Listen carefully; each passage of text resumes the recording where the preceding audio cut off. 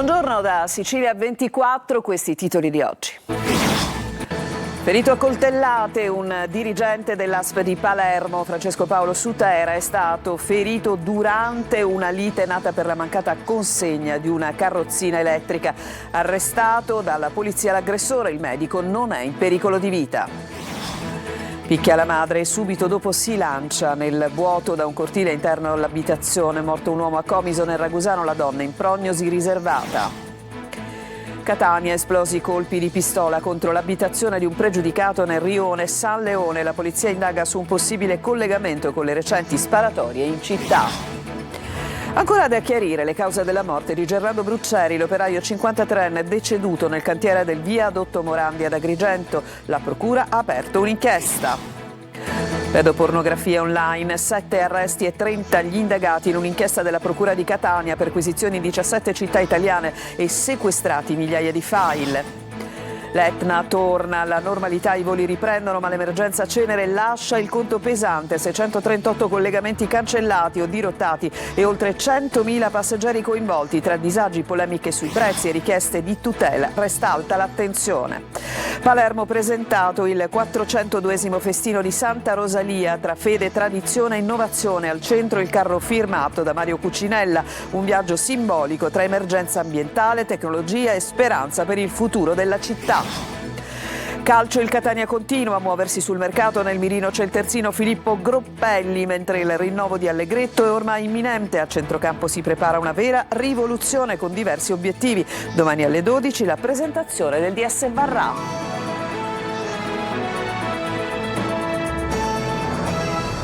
Bentrovati, apriamo il nostro telegiornale con la notizia di un medico che è stato accoltellato a Palermo. L'aggressione è avvenuta nel centro ASP della città per la fornitura di presidi. Un uomo pretendeva una carrozzina elettrica per una sua parente, ma la documentazione era incompleta. Al rifiuto del dirigente è scattata la violenza. Sentiamo Marco Gullà. Pretendeva la consegna di una carrozzina elettrica per una sua parente, ma la documentazione presentata era incompleta. Al rifiuto del medico ha reagito con violenza. Così Francesco Paolo Sutera, dirigente dell'ASP di Palermo in servizio nel centro di via Arcoleo, è stato accoltellato. Il medico è stato raggiunto da 2 fendenti, uno alla spalla e uno al volto, in prossimità del naso. Soccorso e trasportato al pronto soccorso del Policlinico, non è in pericolo di vita. Non contento della risposta del nostro dipendente, lo ha aggredito prima colpendolo con un coltello al naso e poi il nostro dipendente è uscito nel tentativo di scappare. Ovviamente è stato accoltellato sulla spalla, sul lato sinistro. Fortunatamente c'erano operatori delle nostre ditte che collaborano con noi, che hanno in qualche modo impedito che fosse compiuto un atto ancora più a rischio per il dipendente. L'aggressore è stato bloccato dagli agenti di polizia intervenuti sul posto. Momenti di panico all'interno della struttura, con tracce di sangue ancora visibili sul pavimento. Sarebbero state le urla del medico ad attirare l'attenzione delle persone presenti e della guardia giurata, che ha contribuito a fermare l'uomo fino all'arrivo delle forze dell'ordine. Alla luce della gravità delle ferite, in particolare di quella riportata al volto, non si esclude che la procura possa contestare all'aggressore l'accusa di tentato omicidio. E adesso il racconto di una tragedia familiare a Comiso nel Ragusano. Nelle prime ore della sera è accaduto che un uomo di 50 anni abbia aggredito la madre e poi si è lanciato nel vuoto da una sorta di piccolo cortile interno all'abitazione, trasportato in ospedale, morto poche ore dopo. Sentiamo Veronica Barbarino. Una furia improvvisa, l'aggressione alla madre e pochi istanti dopo il gesto estremo. Si è consumata così una tragedia familiare a Comiso nel Ragusano, dove un uomo di 50 anni è morto dopo essersi lanciato nel vuoto dall'abitazione in cui viveva con la madre. Intervenuta la polizia, secondo una prima ricostruzione l'uomo avrebbe colpito la donna all'interno dell'abitazione, dove gli investigatori hanno trovato evidenti tracce di sangue. Subito dopo si sarebbe diretto verso la porta finestra e si sarebbe gettato gettato all'interno di un cavedio. La caduta è stata parzialmente attutita dal balcone di un appartamento sottostante, ma l'impatto gli ha provocato gravissime lesioni anche agli organi interni. Trasportato d'urgenza in ospedale, è deceduto poche ore dopo. La madre è gravemente ferita e ora in prognosi riservata. Una tragedia annunciata. L'uomo soffriva infatti di gravi disturbi psichiatrici che in passato avevano reso necessario anche il ricovero in strutture specializzate.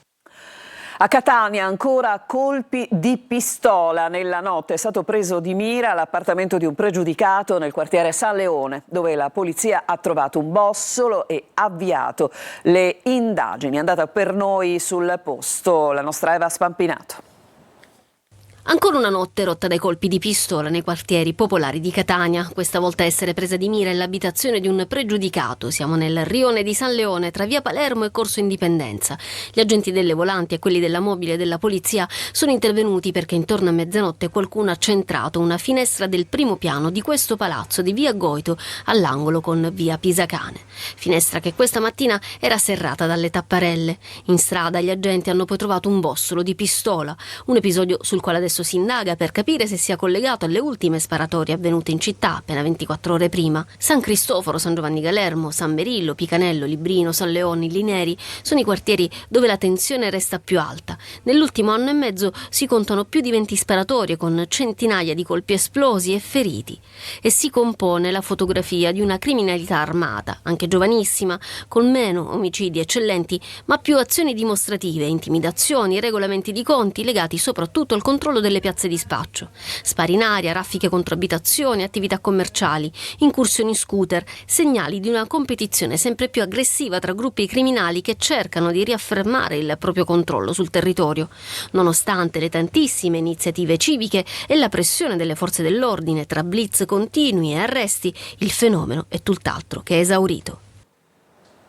In poche ore 2 incidenti gravissimi in Sicilia. Questa mattina a Belmonte Mezzagno, nel Palermitano, un uomo di 56 anni è precipitato da un'impalcatura da un'altezza di 9 metri mentre eseguiva lavori di ristrutturazione nella propria abitazione. Mentre ieri ad Agrigento resta un giallo, la morte di Gerlando Brucceri, il 53enne deceduto mentre era al lavoro nel cantiere del viadotto Morandi. Ma sentiamo Davide Sardo.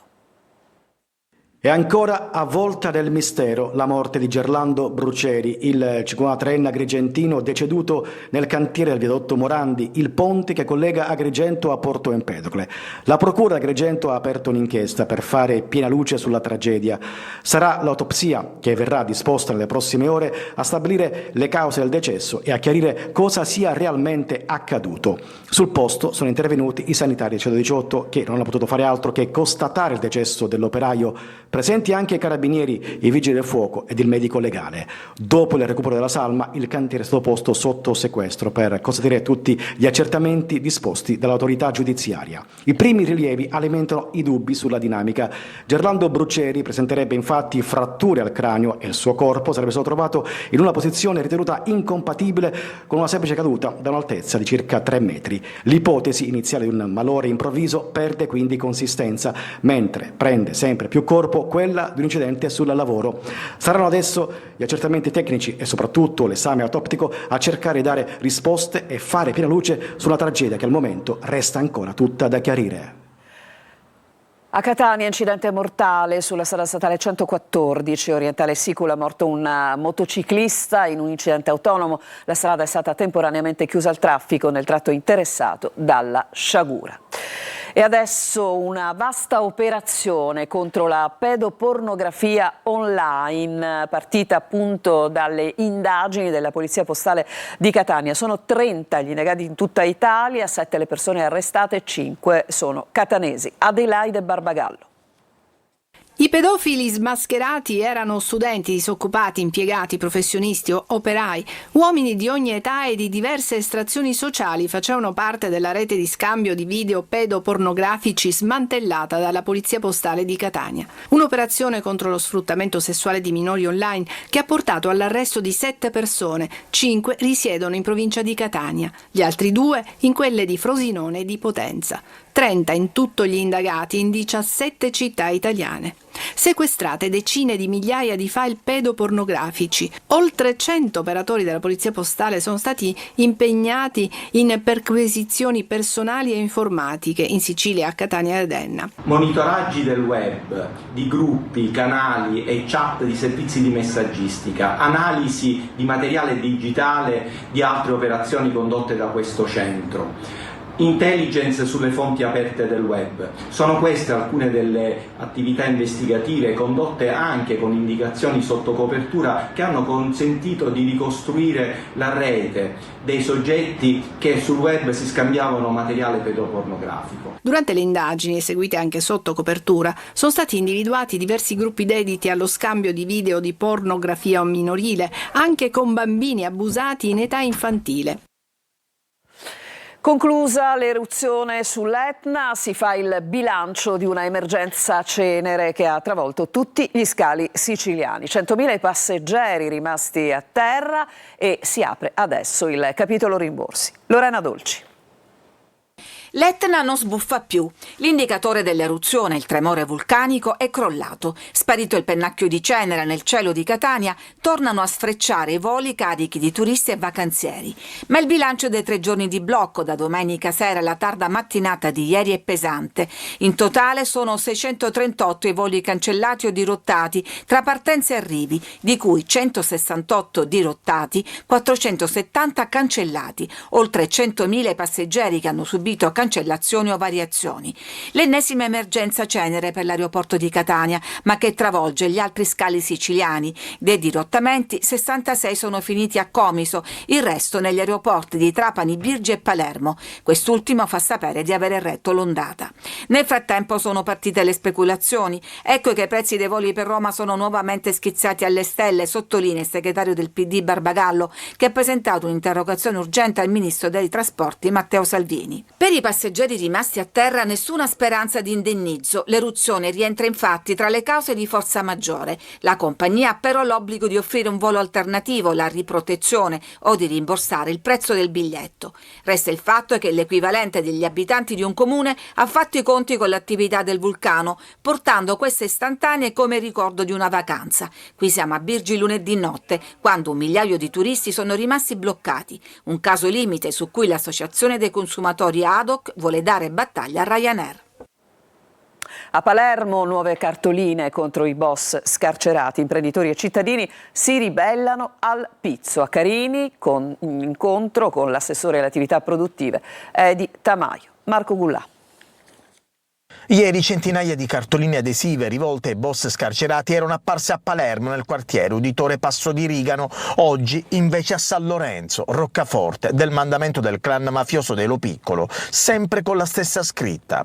Ai boss condannati per mafia e scarcerati, bentornati. Ci auguriamo che il carcere vi abbia rieducati. Tuttavia, se proverete a chiedere il pizzo, noi vi denunceremo e voi tornerete in carcere. Una ribellione verso il racket da parte di imprenditori e cittadini. E proprio di intimidazioni e pizzo si è parlato in occasione di un incontro al Consiglio Comunale di Carini, convocato su iniziativa dall'assessore regionale attività produttive Edi Tamaio. Al centro del confronto le forti preoccupazioni causate dai recenti episodi intimidatori che hanno colpito alcune realtà produttive, tra cui l'azienda di Tommaso Dragotto. La battaglia contro la criminalità organizzata è anche una politica di sviluppo economico.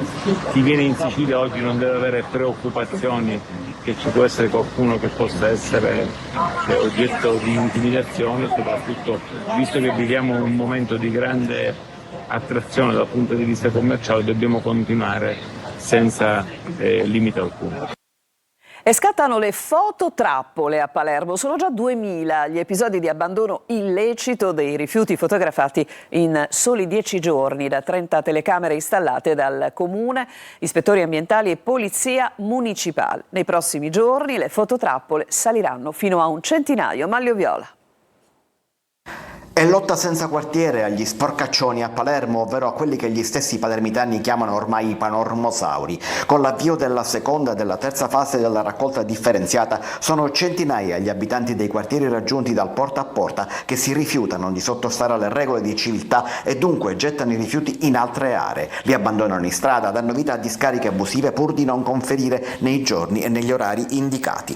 Ma i tempi cambiano e Palermo ha fatto scattare le fototrappole. Presto saranno 100 le fotocamere nei luoghi dei tradizionali abbandoni, ma sono già 30 quelle installate. Nei primi 10 giorni di utilizzo delle telecamere sono 2000 gli episodi di abbandono illecito di rifiuti registrati, 1324 dei quali con responsabili già individuati e multe in fase di notifica. C'è chi porta i rifiuti in zone diverse da quelle di residenza per gettarli indifferenziati nei cassonetti di altri quartieri, chi lascia gli ingombranti in strada e persino chi, come si vede in un video postato dall'associazione Retake, lancia i sacchetti dell'immondizia dall'auto in corsa sperando di non essere identificato. Non solo telecamere, gli ispettori ambientali e gli agenti di polizia municipale hanno fermato per controlli 70 persone che conferivano rifiuti e 35 sono stati multati di 333 euro a persona. La lotta al conferimento irregolare dei rifiuti è appena iniziata e adesso si concentrerà nella zona del mercato ortofrutticolo, nell'area della fiera di Via Rizzo e dell'Acquasanta, dove troppi condomini continuano a ignorare la differenziata. Adesso ci fermiamo, c'è una pausa al rientro, andremo a Catania, al quartiere San Cristoforo che rinasce grazie all'arte. A tra poco.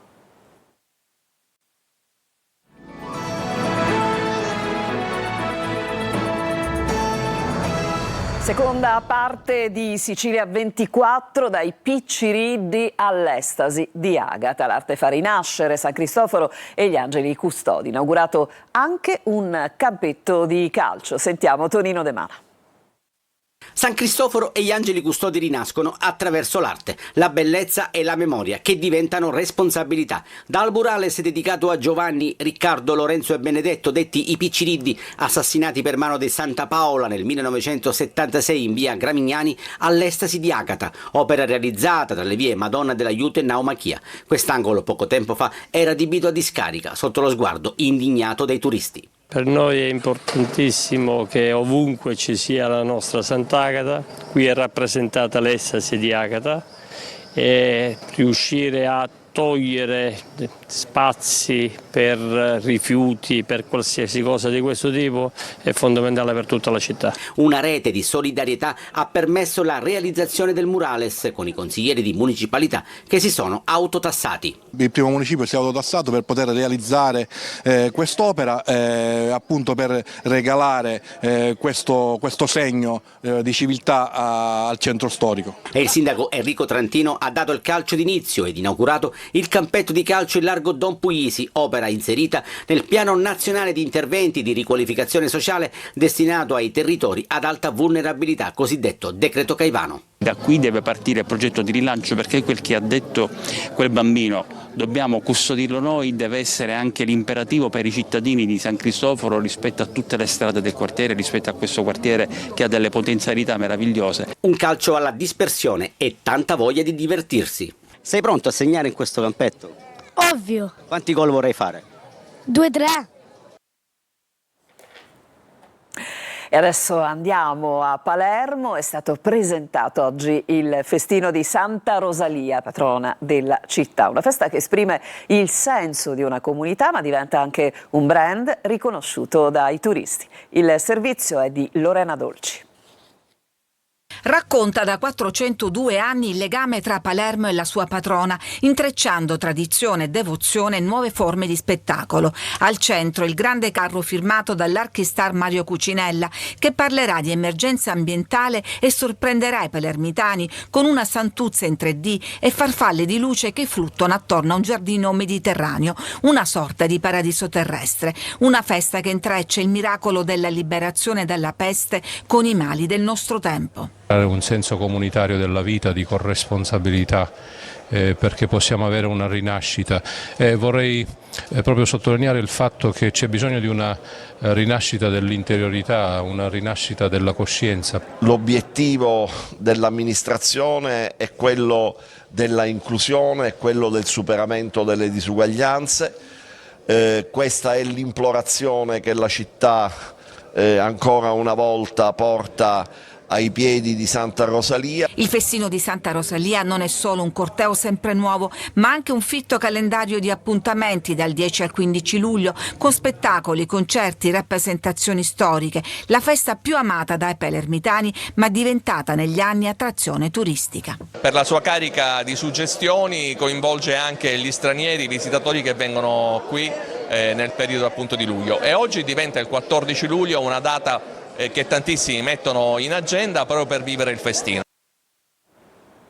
Adesso a Ragusa le contrade si sfidano in un palio nella natura con i giochi di una volta. Veronica Barbarino.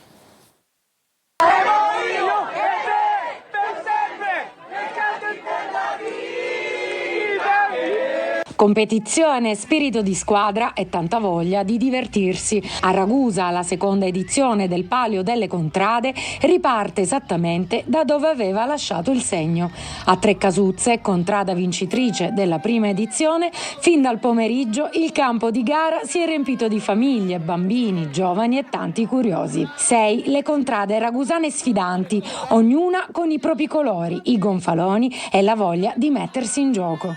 Ci allontaniamo da quelle che sono oggi le tecnologie per ritornare un po' indietro nel tempo con qualcosa che si fa in squadra e che ci avvicina di nuovo alle nostre origini, alla natura. Le squadre si sono sfidate tra musica, memoria, improvvisazione e prove decisamente fuori dal comune. Stare in comunità, stare fra di noi, poi insieme anche agli altri della contrada, delle altre contrade, e giocare, divertirci. Lo spirito di questo evento è l'amicizia, lo spirito di questo evento è fare le cose bene tutti insieme col sorriso, il divertimento, la felicità. È bellissimo e mi sto divertendo da morire. Al tramonto la competizione poi si è trasformata in una serata di convivialità tra pizza, arancini, panini e musica, perché il vero successo della manifestazione non si misura soltanto con i punti conquistati, ma nell'aver creato occasioni di incontro e rafforzato il senso di appartenenza. Le contrade torneranno a sfidarsi altre 2 volte prima di decretare il 1 agosto la vincitrice. E la chiamano estate. Il focus di oggi alle 14.30 su Telecolor sarà dedicato a chi lavora anche nel periodo estivo di ferie e relax. Giusy Lazzara ne parlerà con Maria Letizia Altavilla, governatore Misericordia Librino di Catania, Giusy Belfiore, presidente Guide Turistiche Catania, e Valerio Bonanno, psicologo dell'unità di strada Camper Solidale. L'appuntamento dopo questo telegiornale alle 14.30. Potrete anche inviare i vostri messaggi alla linea WhatsApp 342 7455 005. La trasmissione può essere seguita anche in streaming su siciliaweb.it. Adesso un'altra pausa e poi le ultime dal calciomercato del Catania. A tra poco.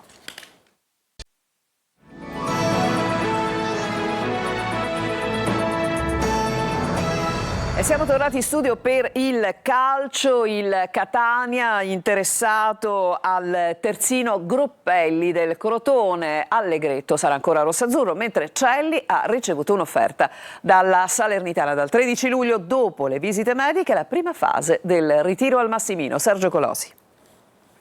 C'è un altro nome nuovo per la fascia sinistra del Catania. La Salernitana ha offerto un contratto biennale a Celli e il club rossazzurro, dopo Walter Guerra, uomo di Longo prima a Picerno e poi a Crotone, ha richiesto Filippo Groppelli, 22 anni, ex Gian Erminio. Nelle ultime 2 stagioni 44 presenze e un gol a Crotone.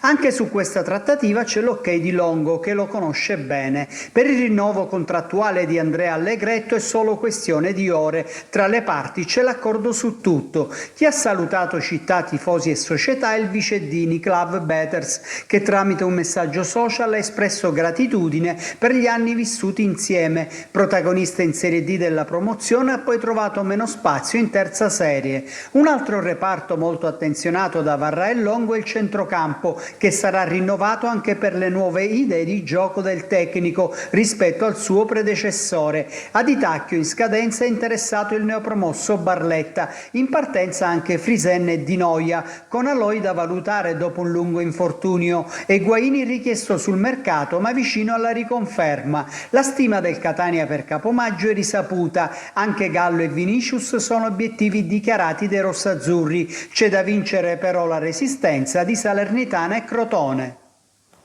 Era il nostro ultimo servizio di oggi, io vi ringrazio per averci seguito, vi lascio adesso con il nostro Sicilia 24 Focus condotto da Giusy Lazzara e vi ricordo che il nostro telegiornale tornerà alle 19. A tutti buon pomeriggio.